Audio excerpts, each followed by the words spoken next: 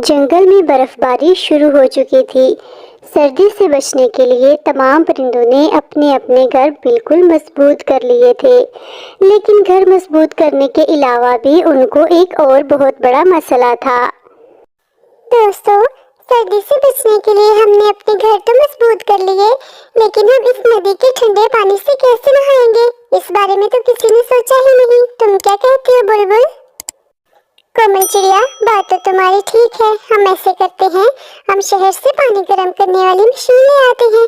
हम उसमें पानी गर्म करके नहाएंगे और थोड़े थोड़े पैसे डालकर सब मिलकर वो मशीन ले आते हैं।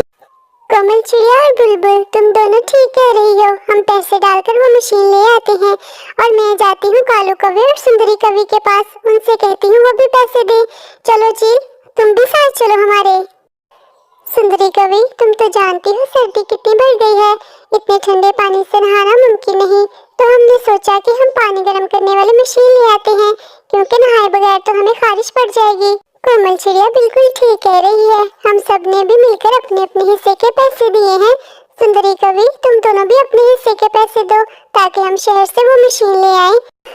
अरे कालू जी, हम तो नहीं देंगे कोई भी पैसा। हमें क्या जरूरत है उस मशीन की? हम तो नहाए बगैर ही अपनी सर्दियां ऐसे गुजार लेंगे। और तुम भी सुन लो, हमें नहीं चाहिए वो मशीन। कालू कौवा और सुंदरी कवि वो दोनों ही पैसे देने से इनकार कर देते हैं, लेकिन फिर बाकी सारे परिंदे मिलकर पैसे डालते हैं और वो पानी गर्म करने वाली मशीन ले आते हैं। देखो तो कालू जी, बाहर कितनी सर्दी है। हमें क्या जरूरत है नहाने की? हम तो नहीं देंगे कोई पैसा। ये जंगल के सारे परिंदे बिल्कुल ही बेवकूफ और बुद्धू हैं। हाँ, मेरी सुंदरी कवि, तुम बिल्कुल ठीक कह रही हो। हमसे तो बिना नहाए ही बहुत खुशबू आती है। भला हमें क्या जरूरत है नहाने की, वो भी इतनी सर्दी में? कोमल चिड़िया, अब बस भी करो। तुम कब से नहाती जा रही हो? गर्म पानी से नहाने का तुम्हें तो बहुत मजा आ रहा है, लेकिन हमारी भी तो बारी आने दो ना। हमारा भी दिल कर रहा है गर्म पानी से नहाने को। जंगल के सभी परिंदे नहाकर बिल्कुल साफ सुथरे होते जा रहे थे। एक दिन सारे परिंदे तालाब के किनारे पानी पीने के लिए जाते हैं। तभी वहां पर अचानक से कालू कौवा और सुंदरी कवि आ जाते हैं। हाय हाय, मैं मर गई। मेरी तो नाक जल गई, इतनी गंदी बदबू। हाँ, मुझे भी कालू कवि और सुंदरी से बहुत गंदी बदबू आ रही है। भागो यहाँ से, मेरा तो नाक जल गया। भागो यहाँ से, चलो चलते हैं। सब परिंदों को कालू कौवे और सुंदरी कवि से बदबू आती है और वो वहां से भाग जाते हैं। देखो तो कालू जी, इन सब परिंदों को हमसे ही बदबू आ रही है। मेरा तो दिल करता है इन सब के नाक ही तोड़ दूं। सुंदरी कवि कालू कौवे से बातें कर रही थी कि मिट्ठू तोता और मीनू तोती तालाब पर पानी पीने के लिए आए। अरे छी मीनू तोती, देखो तो कितनी गंदी बदबू है।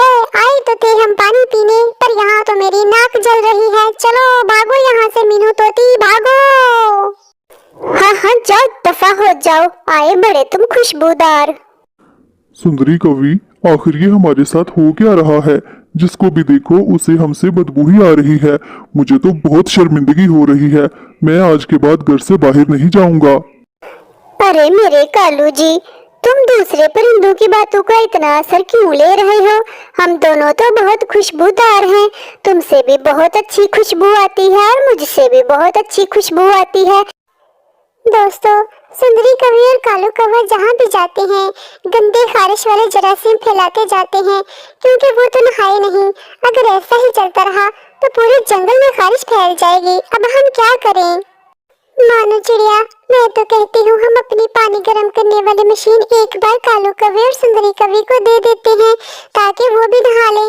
नहीं तो उनके गंदे जरासीम, खारिश और बीमारियां पूरे जंगल में फैल जाएंगी। फिर हम क्या करेंगे? हाँ, मानो चिड़िया, बुलबुल बिल्कुल ठीक कह रही है। तुम शाम को वो मशीन लेकर कालू कवि और सुंदरी कवि के घर जाना और उनसे कहना कि इसमें पानी गर्म करके नहा लो। कालू कौवा और सुंदरी कवि अपने घर में बैठकर मजे से टीवी देख रहे होते हैं कि तभी वहाँ पर मानो चिड़िया मशीन लेकर आ जाती है। कालू कवि, सुंदरी कवि, ये लो पानी गर्म करने वाली मशीन। तुम भी इसके साथ पानी गर्म करके नहा लो। पर मानो चिड़िया, हमने तो इस मशीन को लाने के लिए कोई पैसा नहीं दिया था, पर तुम हमें ये मशीन क्यों दे रही हो नहाने के लिए? आखिर क्या बात है? अरे मानो चिड़िया, तुम्हारी बहुत मेहरबानी। तुमने ये पानी गर्म करने वाली मशीन हमें दे दी। मुझे तो अब खुद से भी बदबू आ रही थी। और हाँ, हमसे गलती हुई। हमें भी इस मशीन को लाने के लिए पैसे देने चाहिए थे।